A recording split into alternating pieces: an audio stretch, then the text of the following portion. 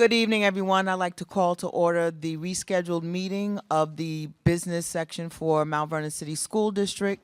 Today is February the 26th, 2026. Please stand for the pledge. I pledge allegiance to the flag of the United States.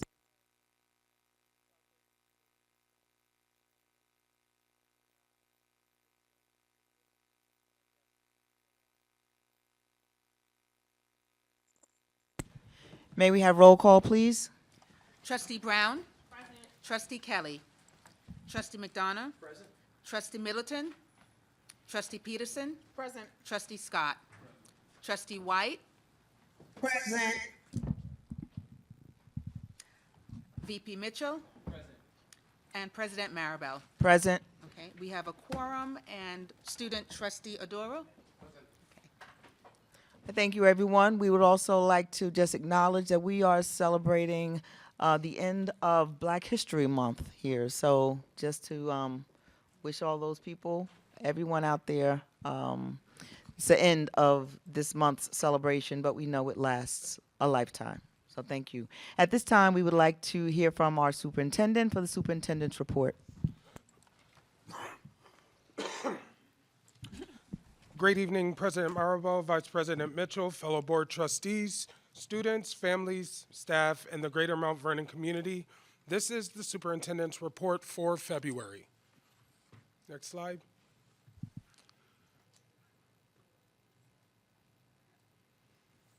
I want to start off by saying Happy Black History Month. We want our students to have an understanding of all history, so Black History Month is an important time for us. Students have been learning in their classes about impactful Black people throughout history, so they can truly understand the range of accomplishments made by people who look just like them in many cases. We hope you join us in our celebration of Black History Month for Denzel Washington School of the Arts Black History Month production on Friday, February 27th. There will be performances at 12:30 and 6:30, and I think actually that has since been rescheduled to next Thursday, March 5th. My apologies, March 5th. Next slide. That's all these pictures of my face. Oh, God. At the end of January, I made the trip to Albany to advocate for the district in front of the State Assembly. Our children deserve these resources, and I asked the Assembly to adopt Assembly Bill A6827 to provide us with the means to meet our needs. Additional funds would help us address vital areas of need, including building repairs, expanding special education support and services, and expanding universal pre-kindergarten. The funds are essential for the success of our scholars, and I want to be sure that we are securing the maximum possible resources for them. Thank you to the New York State Assembly for hearing my testimony, especially Assembly Member Gary Pretlow for his sponsorship of the bill, and I also want to thank Senators Bailey and Mayer for their support as well. Next slide.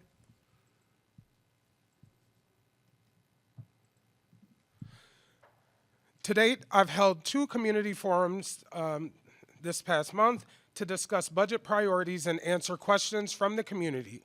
I presented the results from our budget survey and shared how these will shape our priorities for the 2026-2027 school year budget. Thank you to everyone who came to participate in our budget process. We will use the questions asked to develop an FAQ that we will share with the community as we near the budget vote. Our next step is delivering a balanced budget, which I'm about to present after, using the community's feedback to the state monitor by March 2nd. Dr. Young-Wilkins will then give her budget presentation at the Board of Education meeting on March 10th. We are planning for board adoption of the budget on March 24th, with the final day to adopt the budget being April 24th. I will also host additional community forums for feedback and questions after the budget is finalized. Next slide.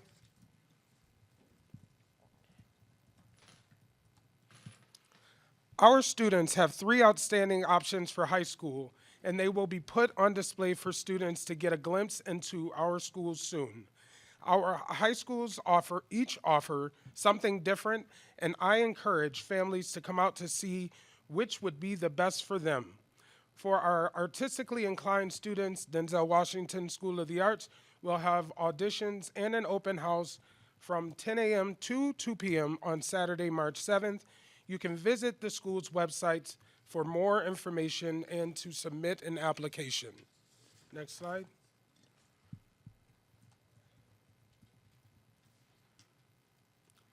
I can't thank our teaching staff enough for the work they do with our students, but they deserve all of our gratitude.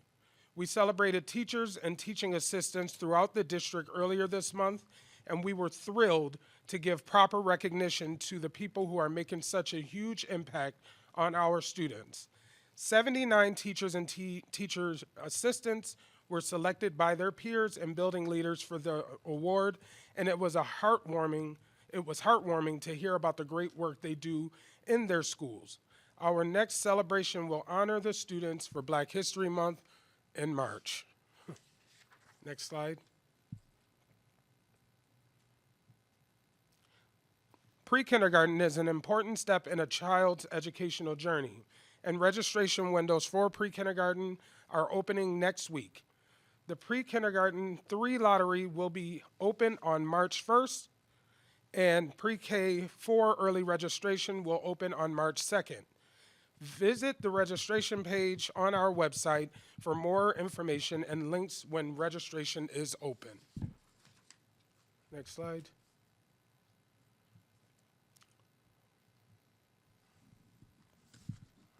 Just a moment. Look at that.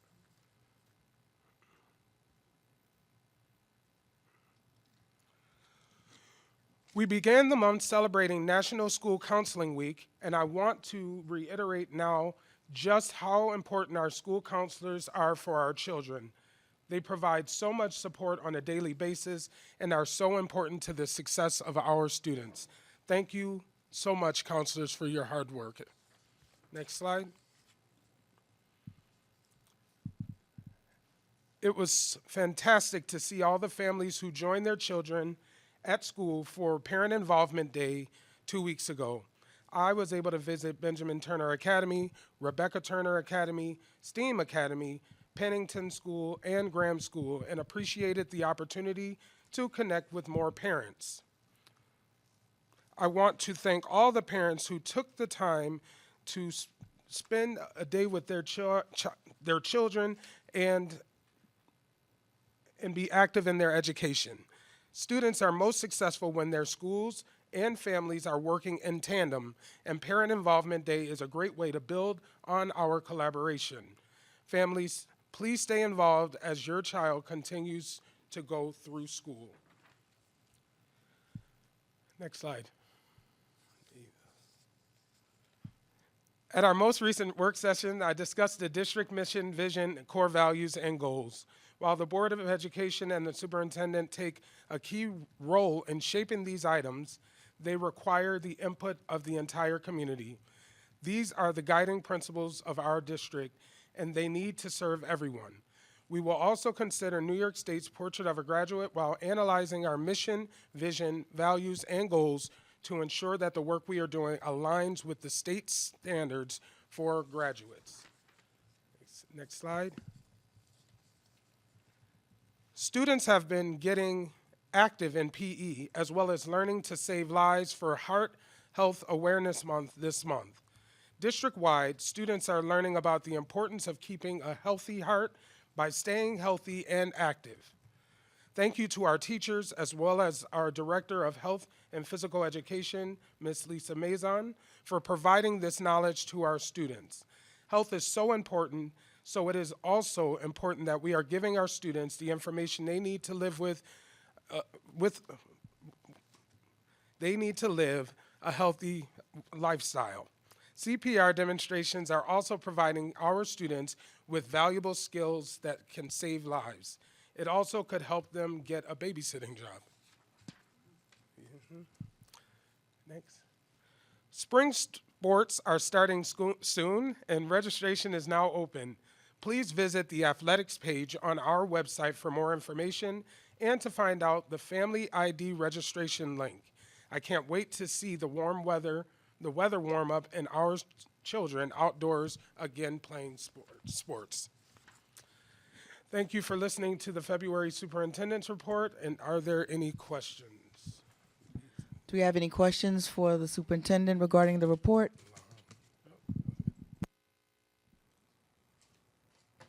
Okay. Hearing none, we will move on to 2.2, the preliminary budget presentation by our superintendent, Dr. Demario Strickland. I was about to say me. No, I'm just kidding. Just trying to lighten the load. Great evening again, trustees. You want me to go over there? No, I'll go over there.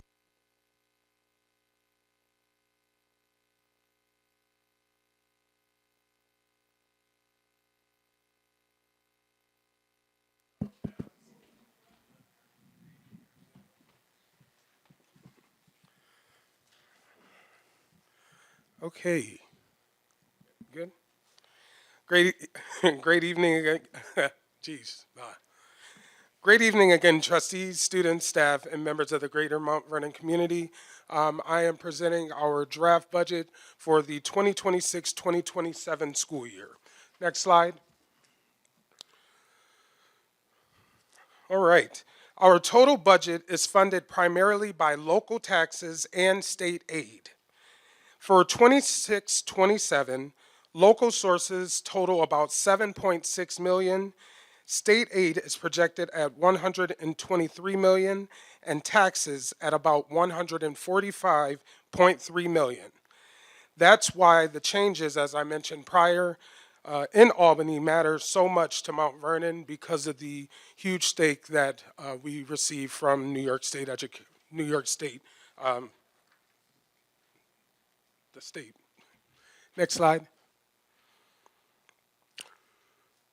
When we compare year to year, total revenue increases by about $6.9 million, bringing us to a $279.1 million budget. State aid grows by about $5.2 million, tax revenue by about $2.2 million, while local revenue declines slightly by $564,000. And just for further context, the local revenue is actually the funds that we receive and reimbursement back from BOCES. So that actually becomes a part of the next year's budget as well.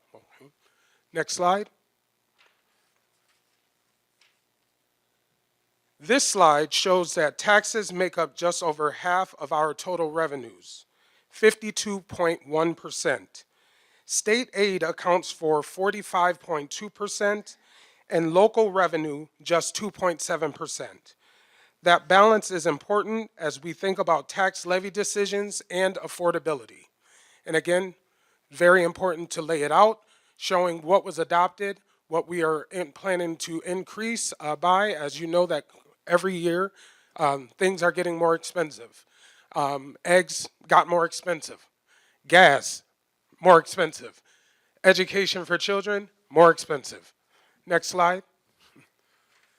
Here are some key assumptions based off of this budget. The governor's initial state aid run calls for 2.66 increase in state aid. However, there were meetings that were attended by our state monitor, and it seems as if Save Harmless will be upheld this year, okay? It should not say will not. Will be upheld this year, which will decrease our foundation aid. We have since budgeted for only a 1% increase, which is a very conservative measure. There are continued increases in health care.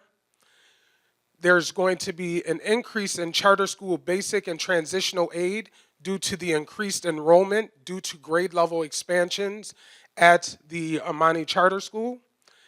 And upon receipt of the legislative runs, assumptions will be reviewed and adjustments will be made accordingly.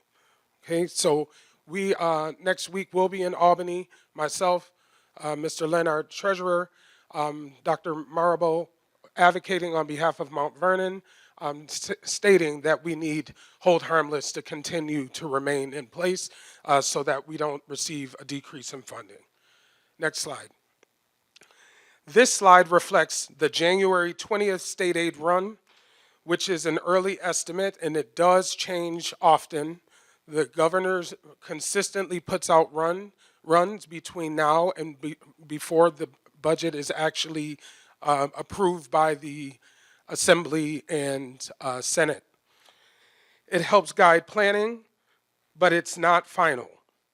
That's why we continue to monitor updates and avoid overcommitting funds.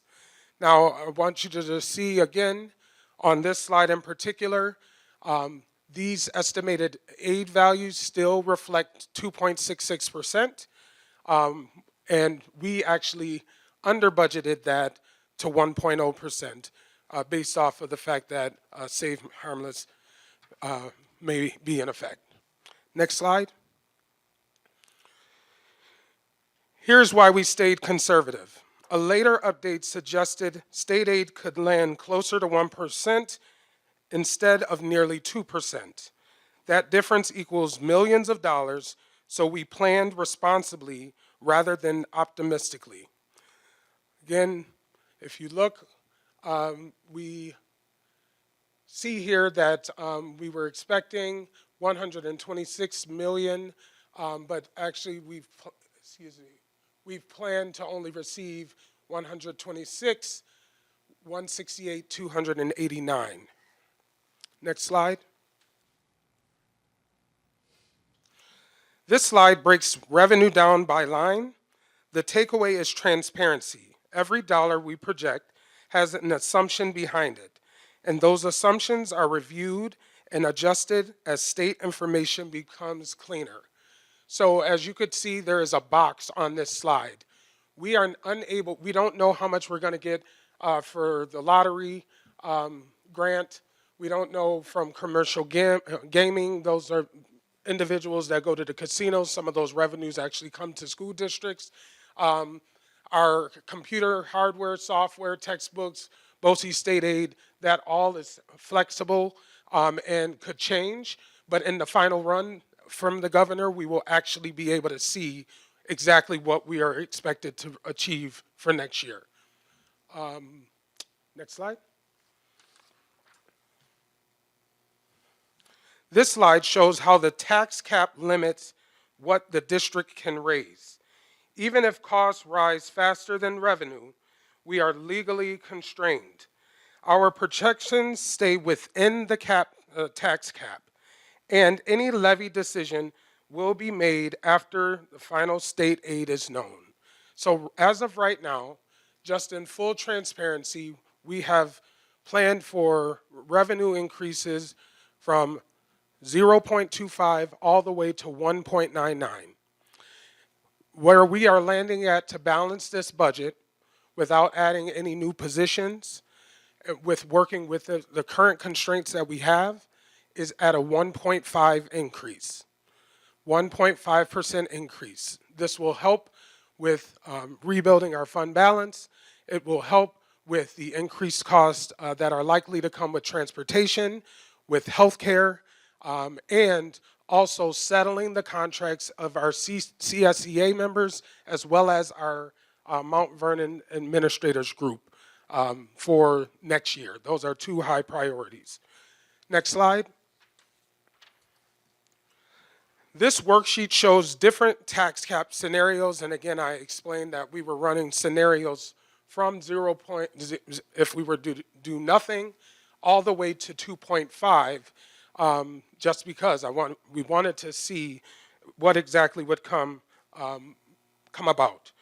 The board is not being asked to decide tonight, of course, and this is about understanding options so decisions are informed, compliant, and community conscious. So again, A is us selecting, A is from the prior year. B is us settling at 1.5% in order to balance the budget. And then C would be what we could actually go up to if we wanted to, if we needed to exceed the tax cap. Next slide. Even though the budget totals $279 million, we don't receive that money evenly throughout the year. Tax collections comes in waves. In our district, we collect taxes in July as well as January. So oftentimes, we need additional funds to help cover current cash flows throughout the year, which is why cash flow planning is essential to keeping the district operating smoothly. We have already made some changes in that we do not make payments to vendors as well as employees on the same cycle, and we did that to help maintain cash flow. Next slide. This slide shows how we spend our money. The largest cost remains, and this is every single district, salaries, benefits, and required services, that being special education. Many of these costs increase annually, which is why efficiency and careful planning are critical. This also helps inform our legislative priorities, again, what we will be advocating next week on behalf of the city school district. Next slide. Our fund balance is essentially our financial safety net. And as you all know, definitely concerned. We're close to none, and there's no telling what our federal government will do.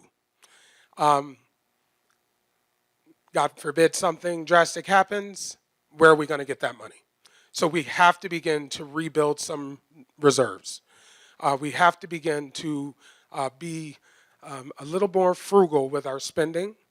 So, just wanted to put that out there. We use it carefully to manage unexpected costs and avoid disruption, but not as a permanent funding source. Responsible use protects long-term stability. This budget does not call for the use of any fund balance. I will work within the constraints of the budget to help illuminate the priorities that I have identified as well as what the community has identified. Next slide. As we refine the budget, we continue adjusting projections to reflect staffing, contracts, and programmatic needs. This keeps the final budget realistic and prevents mid-year surprises. And we are currently about to undergo a positive, we're going to reconcile our accounts mid-year, which is something that should have been done all the time, to make sure that any line that has a negative in it is actually taken care of, is zeroed out, or additional funds are actually put in so that we get a realistic number of what it needs to be budgeted for next year. Next slide. To balance the $271 million budget, we matched revenues to spending, reorganized central office roles, added only positions, and I'm using added in quotes, I'll explain that momentarily, to the academic and financial plan that was added by the academic and financial plan, and we're leveraging our title and grant funding where possible. So when we say added positions, for instance, the academic plan calls for a director of bilingual education. My goal is not to say, hey, we're going to add a director of bilingual education. I'm actually looking at the current vacancies that we had, looking at how many days they've been vacant. We have positions that have been vacant for over a year. Collapsing those positions, and there you go, I have my director of bilingual education that we can hire for. That is exercising fiscal responsibility and making sure that we just do not keep simply adding on to a rollover budget. In addition, I've made mention earlier, we are looking to all go on the same cycle in each of our school buildings. That way, if need be, schools can share itinerant staff and that no student has a non-highly qualified educator in front of them based off of scheduling differences. So again, working within the confines, I'm known as cheap. Yes, I am very cheap. And we are going to work within what we already have and not just simply keep compounding up on what is already there. Years past, it does look like we've just done a simple rollover budget, and rollover budget means we then just add on top of that rather than looking at the district as a whole, which is something that we will continue to do. In the event that the number is lower for New York State and it creates a budget gap, guess what we'll be doing? We'll be cutting positions to make sure that we are able to meet the needs of our students and, reorganize effectively. Next slide. The next step include continuing to look for efficiencies, planning for potential MVAG and CSEA contract increases, which are already included in the projections. So we've already costed out our employees within the $279 million budget. And advocating for additional state funding, again, we'll be in Albany Monday through Wednesday, and holding community forums before final decisions are made. Next slide. These are the dates that guide the process. March 2nd is the submission to the state monitor. March 24th, board adoption. May 5th for the public hearing. May 19th for the community-wide vote. We will be putting out dates on the website that actually state when I'm taking the show on the road so that families can further give their input with the numbers as it is in front of them. Next slide. And in closing, this is a balanced, cautious, and transparent budget that reflects taxpayers while supporting our students. We will continue updating the board and community as final state aid numbers are confirmed. So again, that confirmation comes after the governor presents the final budget to the Assembly and Senate, and then they passed the vote. Last year, it was pretty late. Hopefully this year, it will not be. And with that being said, questions? Do we have questions for our superintendent? Okay. I'm going to start to my right. Trustee Peterson.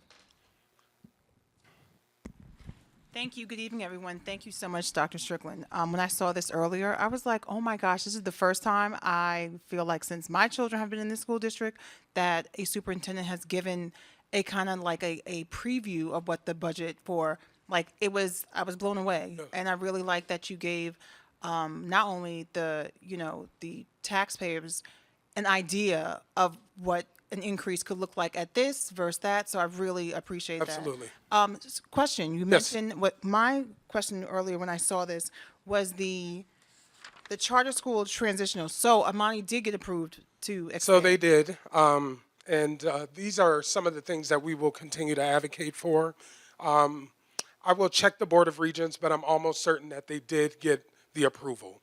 Okay. Regardless, we still, you may have seen, we gained an extra 8 students last week. So wonder where they came from, I'm not sure, but they're here. And yeah, but that's, Okay. but regardless, that means I think they're going a grade level up. Up, they're going to grade level up. Correct. Yeah. Okay. All right. Just was when I saw that 1.6 million increase, I said, whoa. So Yes, thanks for that. no problem. Thank you. Trustee McDonough. Hi, thank you. Great presentation, and yeah, I think it's fantastic that the community gets to see all of the elements in advance, the variables, and the complexity Yes. of a school district budget. Two thoughts. One, the local property tax component over 50%. Right, that's a lot. Yes. I just want to make the point again. Maybe I'm a broken record, but this is why local property tax abatements hurt us so badly. We are so Absolutely. dependent on local property taxes. When corporations don't pay their property taxes, it hurts us a lot. So that's why I speak about that because it's so important. The other thing, and this might be a stupid question, I don't know. Just thinking about the fund balance Yes. and thinking about the outstanding prior taxes that will flow in, keep coming in, and also through an arrangement with the city with the money they owe. Is there any way to assign some of that money directly to the fund balance as a mechanism for ensuring that we're systematically rebuilding it without having to depend on a budget variance in the next year. You know what I'm saying? I don't Oh, know if we're able to absolutely. do that or not, but thanks. So two things. One, the tax abatement is definitely an issue, in particular for the Mount Vernon community. And in addition, because we feel so strongly as a board about this, that's why it ended up on the legislative priorities. So even though other organizations at the state level are not necessarily recognizing it, best believe it is a priority for Mount Vernon, because not only that, these are the individuals that are likely sending their children to our schools, yet they get to abate the taxes. There is a portion of the fund balance where there could be assigned items, and we can do that automatically, but we have to wait based off of what we end the year with. Once we end the year with I'm praying in the black, we will begin to assign that specific fund balance, and then have some of those additional revenues at the end of the year in the unassigned fund balance category. Yes, sir. Trustee Mitchell, you had a question? So, can you hear me? Am I on? Yeah. All right. So first off, thank you. This is probably one of the most informative budget presentations that we've seen, a preliminary. So I want to thank you for going into the fold as much as you did to explain things, because it brings that transparency. Yes. Just a couple of things, really, a couple of comments. Budgeting conservatively and responsibly is because of the situation, not based on magic money and optimism, based on just the whole point of trying to keep a zero tax levy. This is why we are where we are. We've been budgeting optimistically and based on fantasy and magic for 10 years almost straight, and this is why the fund balance is where it is. The fund balance, and I've said this before in layman, the fund balance is the roof fund or the hot water boiler fund. You got that money, you save it, it's there in case the hot water boiler, because you know you need that. We've been spending the general fund balance to make the district work. It's like using a credit card to buy groceries on a regular basis or pay your Con Ed bill. And the fund balance has been being depleted. We've been using, and I'd love to see how much money was used from any grant money and monies that we received during COVID. I'd love to know how all of those funds were spent over the past 6 to 10 years as well, to determine where that money went. But I want to talk about one thing. You mentioned we saw actualized cost. The budget that goes out on the district page shows the prior year budget, and then it goes to the next year. There's never a time when taxpayers can see actualized budget costs, what costs came in, actuals. Yeah. And I think that blurs and skews the picture, because if we're budgeting this much, that rollover budget has been a huge problem. We've been doing rollover budget and creating and keep stacking people, two That's people the doing problem. one person's job, three people doing half a person's job Correct. for almost a decade. So to add to the transparency, is there a way that we can add into that budget book that we put on the district page at some point, once we recognize what the prior year costs were, so Yes. the taxpayers could say, okay, well, I look at the 23-24 budget and we budgeted this much. Where do we come in on actuals? So then it paints a picture, because when you budget, you look at what you're going to need, and then when you budget for the next year, you're supposed to be comparing what you actualize that to determine. You got to be able to make it make sense to somebody looking at it who isn't inside like you are. So, and the last thing I'm gonna say is, looking from within, we have the best and brightest in the district as we speak. And for that director of bilingual, that fashion of trying to find who we need, it doesn't mean that we have to go outside in the street and keep bringing in people from the outside who do not know what Mount Vernon is and what it needs. Correct. And we're overlooking the folks that are right here, and we have to get away from that. Thank you. Oh, thank you. Rollover is dangerous because of exactly what you just said. We simply don't cut anything, we just stack it on. And if I have a vacancy as a former principal, guess what? I'm filling it, so that you can't give me a reason to cut it. We can't sustain that process. We are supposed to, so I have different ideas about the budget book. We are supposed to do our accounting using the general accounting principles, in which if, for instance, you spent $10 in this line, you have to budget $10 or more in that line. You can't cut. You're not supposed to cut because those are bad accounting principles. That stuff was happening. The only way you generally get your savings is from salaries and benefits. That means we have to cut the fat. I'm asking Ms. Graves and her team, I need the vacancy report. Not only do I ask that, I need the vacancy report and how many days it's been vacant. There's some vacant positions that are over 1 year, meaning we've been sustaining. So we're about to sustain some more. And I'm gonna maneuver positions to get what I need. I don't wanna add more of a burden on the community. We can use the efficiencies of the district to actually continue to do good work on behalf of our students. And that's what the plan is gonna be. And you said it well for me. I'm looking at who are the best candidates for our district. I don't just look from outside, I also look within. I mean, you have to give the folks that have been in this work the chance. But I will say this new position that will come forth in terms of bilingual education and world languages, unfortunately, they have a superintendent that ran a bilingual school and is expert in Part 154. So whoever's out there that's going to apply, please be ready for me. All right? But we're going to start that small and then grow it out so that we don't put constraints on the district further. We have to start at kindergarten, and what that means is instead of having 2 kindergartens at one place, one of those will turn into a bilingual kindergarten, the other one will be a monolingual kindergarten. And that way you don't create issues as it pertains to where are we going to find the staff in those regards. So. Do we have any other questions? Trustee Scott?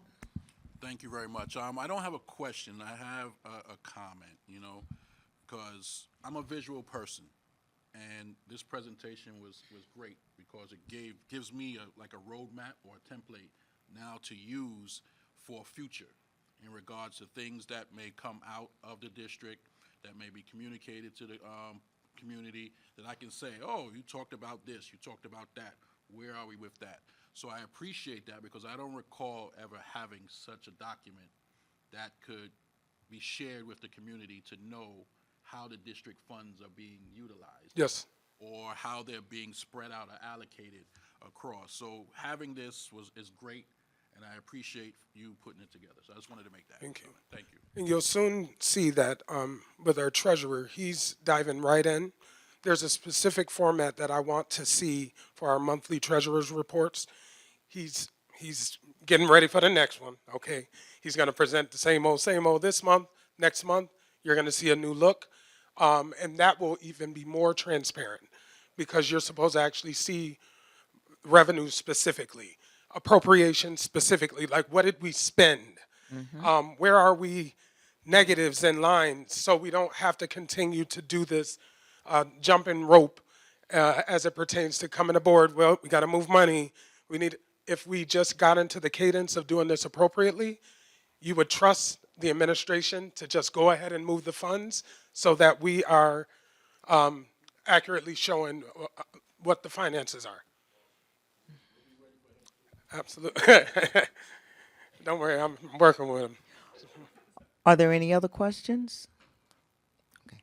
I have a few questions. Sure. Number one, I noticed that you indicated that we were looking at possibly a 1.5% or but we could go up to a 2.5% increase. Correct. And just in my estimation, looking here on the document, it looks like there's a difference of $1.4 million depending on whether or not we do a 1.5 or a 2.5. Yes. So my question is, because we are in a fiscally distressed, why would we go to a 1.5 and not utilize the max cap of 2.5, knowing where we are and what the needs are and where we were deficient last year? Yes, so that's a fantastic question, and I'm glad I get to answer that. I will say, for the sake of the legislation with the monitor, our only position is to make sure that we have a balanced budget. That's it. That means the revenue matches the appropriations, the net is zero. That's it. However, based off of the governor's run that comes, based off of the fact that I may have used all the vacancies and people are really asking me for gifted and talented programs, then we have that wiggle room where I can say, we have to go up. We have to increase in order for us to make sure that our students have the very best. So we only, for budget neutral sake, just did what we had to do. But when we start thinking about priorities, that is when we may have to adjust here and there. If the governor, who's running for office, governor, if she happens to say, oh, you get 5%, we still need to get a little from the community to continue to withstand an increased fund balance. However, we don't need to even think about 2.5 because I'm not going to be adding. I'm going to simply stay within the confines of what we are receiving. All right. Does anyone else have another question before I ask another? Okay.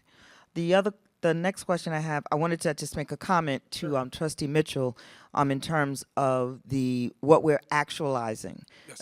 Those are the appropriation reports that we have been asking for from the prior school business official, and they were promised to us, and we should be expecting them, I guess, in the next Yes. months. So if we are looking at them monthly, as you stated, then we will know what the actuals are, and we Correct. won't be moving in a haphazard way. Correct. So just Absolutely. to comment on that.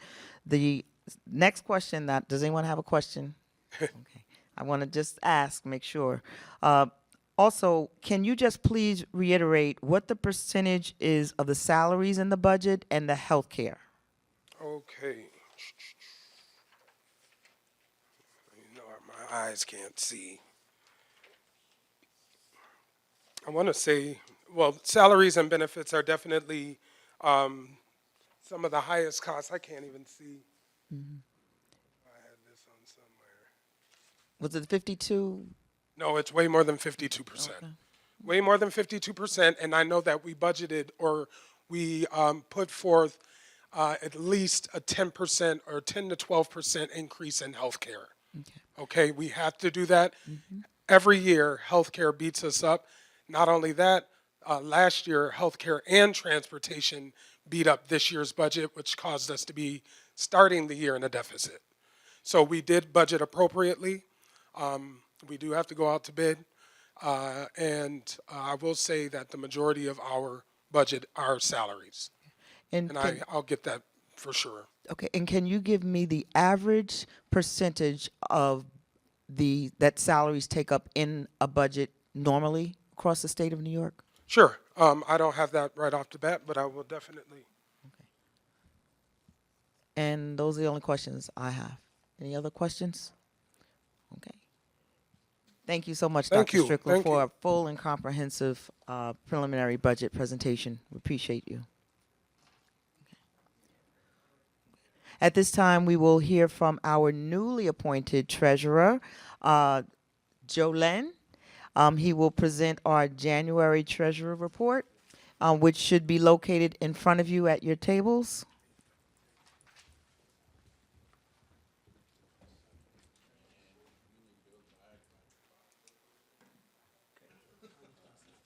Good evening, trustees, staff, Good evening students, and welcome. and community members.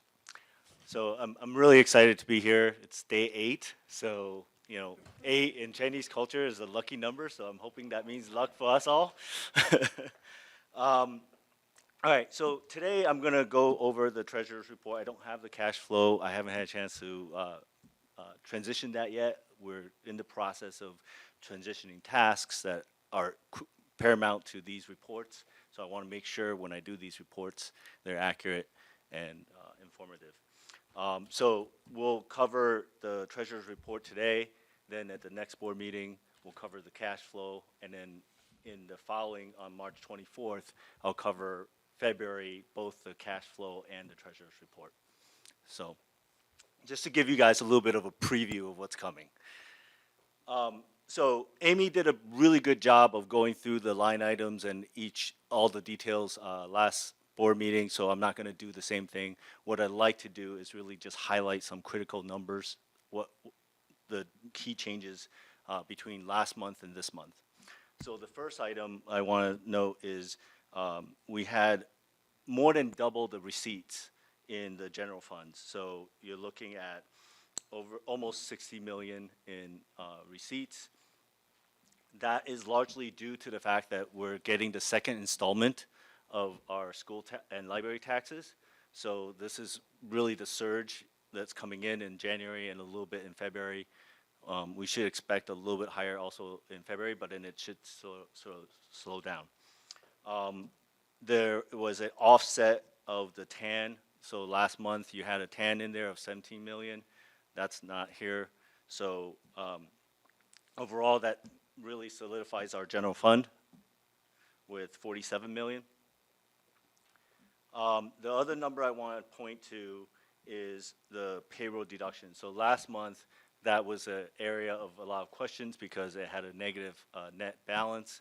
So as Amy pointed out, that was a timing issue and that it would clear itself in January. And sure enough, here it is. We're back in the positive and everything's cleared out.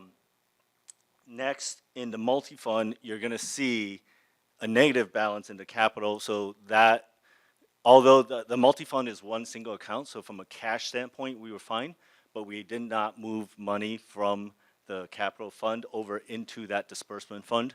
So that will be done, and then that will rectify that situation by the next report. And as I transition tasks from Amy and others that are treasurer responsibilities, we're simultaneously looking at improving the processes. So really trying to streamline things so that you're not seeing as many occurrences of these negative balances as we're moving funds quicker to where they're needed rather than sort of these delayed movements. Lastly, the other area I would point out is just the other debits. She had mentioned that would also sort of clear itself out, and sure enough, it cleared itself out. So overall, that's just the highlights of the Treasurer's report. All right, thank you so much, Mr. Lin. Again, welcome. So do we have any questions from our trustees? I'll begin on my left. Trustee McDonough. Thank you. Thanks very much. This is great. Just one question about that tax anticipation note. Will we be paying that back? It looks like our cash position is good. I expect that we'll be able to pay that down maybe this month or next month. Yeah. Well, it'll definitely be paid back later in the year with interest. So I don't know yet. I'll have to look into it in terms of when we will pay that back. Was there a prepayment on interest on that? Do you know? That I cannot answer, but I will say that when you take out a 10, You have a year? there's an obligation to pay it Okay. back at the end of the year. So perhaps we're actually doing relatively well. The community of Mount Vernon has been fantastic in coming to pay their taxes, which helps the district immensely. If we can start paying on it to bring down the interest, if it makes a difference, we probably will make those decisions, but we'll definitely have talks about that and report based off of what our decisions are. Yeah, I'll make a note of that and follow up. Okay, thank you. Do we have any other questions on the treasurer's report for January? Okay, hearing none, thank you so very much. We will move to the next item on the agenda, which is communication from the public, 4.1. I'd like to read a statement. Ladies and gentlemen, we are about to convene the public comment period of our meeting. Although state law does not require us to hold a public comment period, we have chosen to do so because we believe it is crucial for us to hear from our community members about their concerns and issues. Please note that the board is here to listen. The public comment period is not designed to be a discussion. If we are not able to respond tonight, we will respond to your questions and concerns at a future meeting or have the proper staff member get back to you at the appropriate time.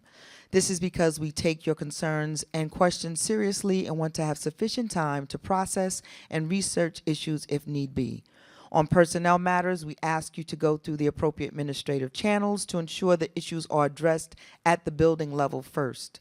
Under state and federal privacy laws, we are unable to entertain any comments or questions about school personnel. Please know, however, that we take personnel concerns very seriously. A comprehensive organization chart is ongoing as we navigate the budget process and identify who should be contacted for different issues. Finally, we want our school board meetings to serve as an example to our students and hope that members of our school board and members of our community can deal with controversial issues in a civil manner and demonstrate mutual respect for one another.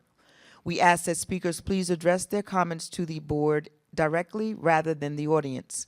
We will insist that all speakers and members of the audience maintain civility and respect for any divergent views. In the unlikely event the meeting becomes unruly, the board will recess the meeting and return once order has been restored. Finally, I want to remind everyone that if you so choose, in lieu of speaking during the public comment period, you may submit written comments to the board at boetrustees@mtvernoncsd.org or our district clerk, Rita James, or James, at mtvernoncsd.org, or our superintendent, Dr. Strickland, at dstrickland@mtvernoncsd.org. Each individual speaker will be allotted 3 minutes. If you do not choose to use your allotted time, it will be forfeited and is not eligible to be yielded to another speaker. The individual time limits will be enforced so that as many members of the public who wish to speak may be allowed to do so. We thank you for your cooperation, and I just want to let you know that this statement will be issued as an abstract on the next meeting so that we don't use up as much time to read it. And each individual member will be again allotted 3 minutes. The board will now entertain public comments. Clerk James, please announce our first speaker. Norman Hupperman? Norman Hupman? Okay, it's not here. Mr. Israel Williams?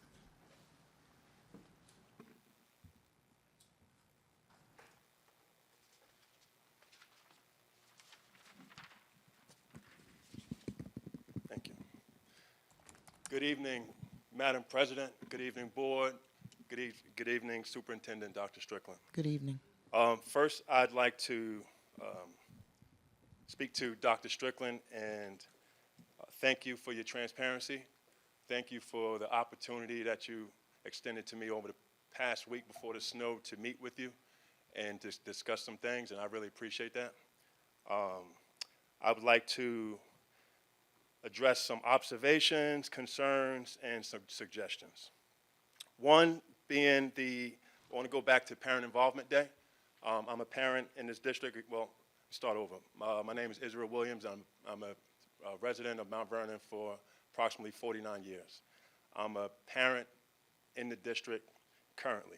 So I attended Parent Involvement Day at Mount Vernon High School, which had a pretty good turnout, solid leadership.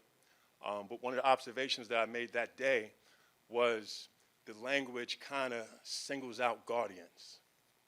So for guardians who may want to be participant, there's really not much language that really invites guardians who are not parents. So I want to make that note. Also, there was a workshop that day called Hidden in Plain Sights. I'm not sure, I think you guys are aware of that. Workshop has to do with paraphernalia, hidden drug paraphernalia, vapes, all types of things that are very relevant to our district from K to 12. So I think that should be considered to be expanded and actually put in video form to get to our residents if the residents can't get to the workshop. Eating up time. Sorry. I want to address some concerns that involve much needed essential alignment between our municipalities at this current time, as well as the urgency facing the district to proactively include today's realities in the budget, mission, vision, and core principles. I would like to recognize the significant work that has gone into developing the city's comprehensive plan after a long gap of 60 years. I would also like to recognize the volunteerism of the school board members who commit to doing essential work without compensation. Comprehensive plan. The adaptive comprehensive plan is ambitious, forward-thinking in its land use and housing strategies. However, I respectfully believe that it would be strengthened by a formal coordination with the Mount Vernon City School District. Education is one of the largest users and budget drivers of any municipality and shares the consequences of land use impacts. Any major zoning shift will directly impact the school district significantly and has far too often been absorbed by taxpayers of this city. MVSCD needs to get a seat at the table and align for long-term execution of this plan that the residents of Mount Vernon truly deserve. Alignment could stabilize enrollment, alignment could protect fiscal health, and signal a positive sign to this community.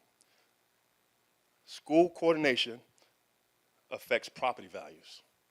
Property values are influenced by school district stability, perceived educational quality, the tax rate predictability, long-term demographic trends, as well as other key influences.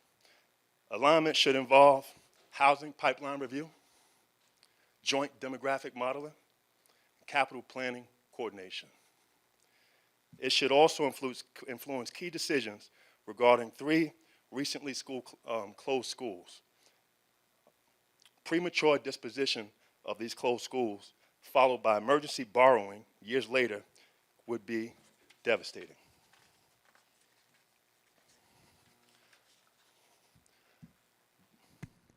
This year's budget must reflect today's realities. The budget is not just a spending document, it is a strategic statement, as well as the revised mission, vision, and core principles that you will present to the community. It should include emphasized fiscal stewardship, focus on enrollment stabilization, and encourage proactive leadership. In conclusion, as current projections continue to show decline and stagnant enrollment, paired with increased density projections, it should become increasingly important that the district proactively align its planning with the strategic goals and objectives of the comprehensive plan. I respectfully urge, I respectfully urge the board to consider. Go ahead, Thank just you, finish. thank you, board, thank you, thank you. Do we have any objection to Mr. Williams completing his statement? Okay, you can go ahead and complete. Thank you.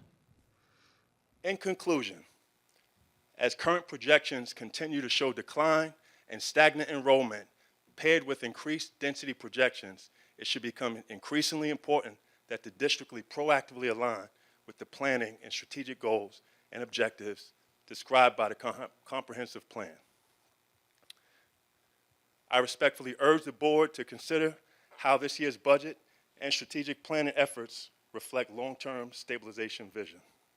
Thank you for your continued service and leadership.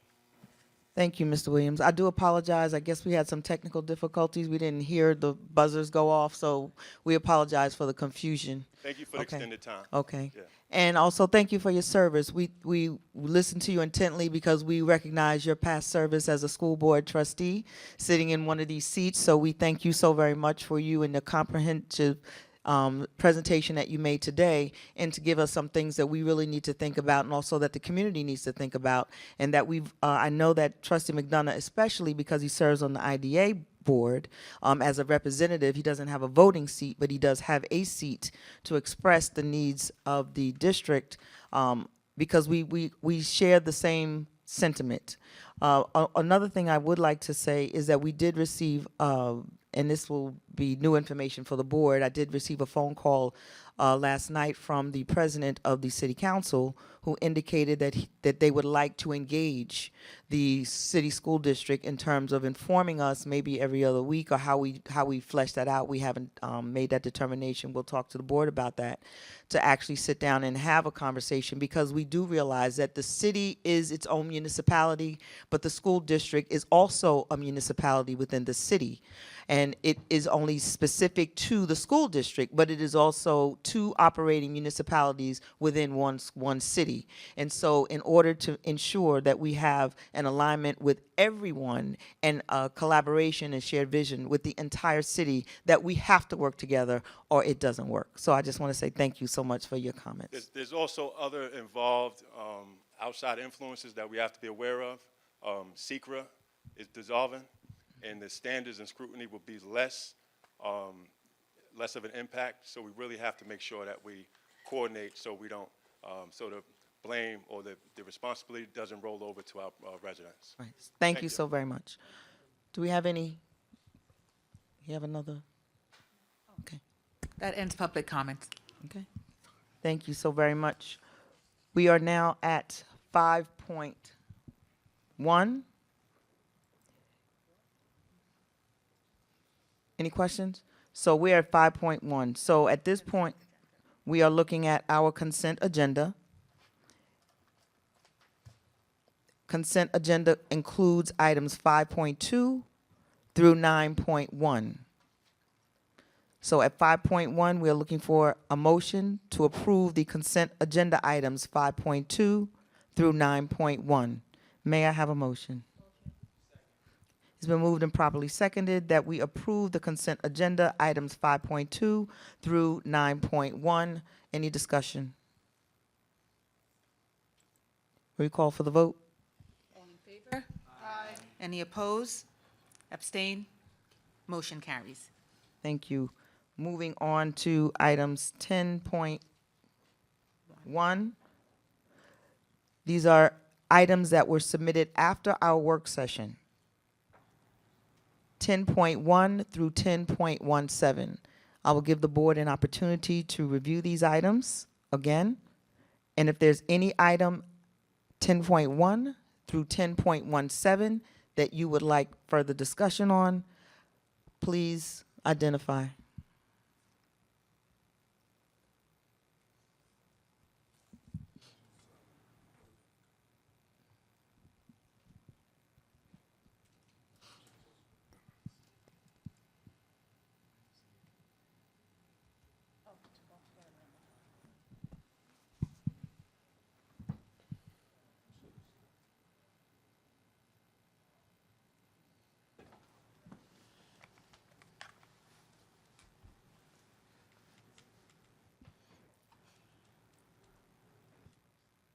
While you're perusing 10.1 through 10.17, Dr. Strickland would like to make a comment.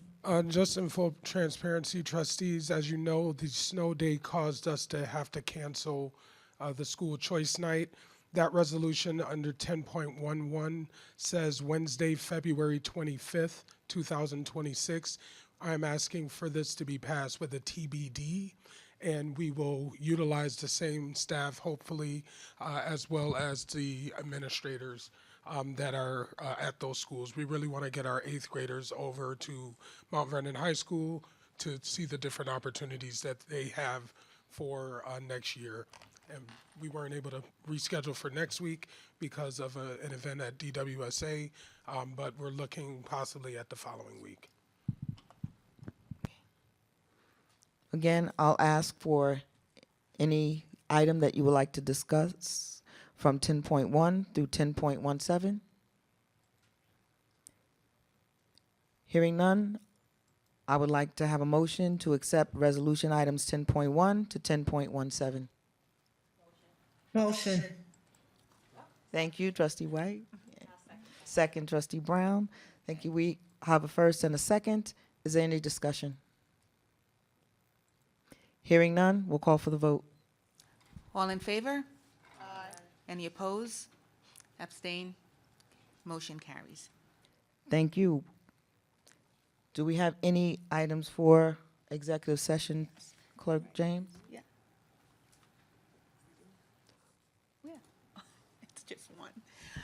Can I have a motion, please, to enter executive session for the discussion of pending litigation?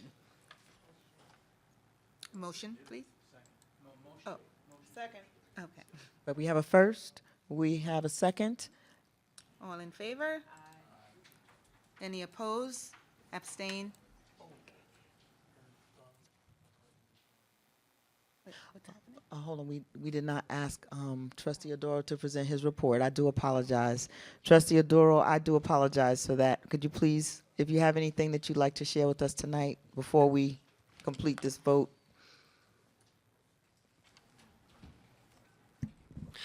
Hello, everyone. Hello, board members. So honestly, I just have to give my updates on my trip to Albany with my brother's keepers because I was not able to come last board meeting because of I was preparing for the trip there. It was an amazing experience. First of all, I got to meet a lot of people, especially Michael Blake. If you, it's like got to meet Michael Blake, and it was a fun experience. I even got his email, and we talked a lot, and that was one of the apparently one of the best moments I can say. Other than that, I got good informations and life lessons from it, and I really appreciate that. There's other 2 slides, well, 3 actually. And I got to see some people, and there's a high. A high from other people around New York States. Okay. Now I just want to just give my what's called updates on the district. I personally want to say that since this school year, I have seen significant changes both ways, positive and negative. But the positive has been increasing recently since I've seen it personally. First, the walls of STEAM Academy has finally been starting to repainted after a long 4 years of being axed. So I'd like to say thank you for that. And my favorite one is the laptops. Have you guys seen the new laptops? It's far more significantly better than the old one, and I'm getting feedback from the lower classmen saying, "Oh my God, how it's so amazing!" And heck, they're even playing with the keyboard lighting up system. But other than that, is good. So I do appreciate that. Lastly, I just wanted to say, recently the question I have been asked a lot recently is about the principal of STEAM Academy. Does the board has anything to say to ease the parents and students of STEAM Academy? That'll be my last off. Thank you very much. Thank you so much for your report. As you know, we cannot discuss personnel issues. Okay. So I'm going to ask, so just dial it back just a little bit. So I apologize for that snafu. I did not ask you for your report. So Clerk James, would you please repeat the executive session motion? Let's motion start. is Let's do it to- over. Let's start over. Can I have a motion, please, to enter executive session for the purpose of discussing pending litigation? Motion. Okay. It's been moved and seconded to go into executive session to discuss litigation. All in favor? Aye. Any opposed? Abstain? Okay. Motion carries. Thank you so very much. We will not reconvene into this room. We will not reconvene in order to adjourn. We will go into executive session. And so thank you so very much for your attendance tonight.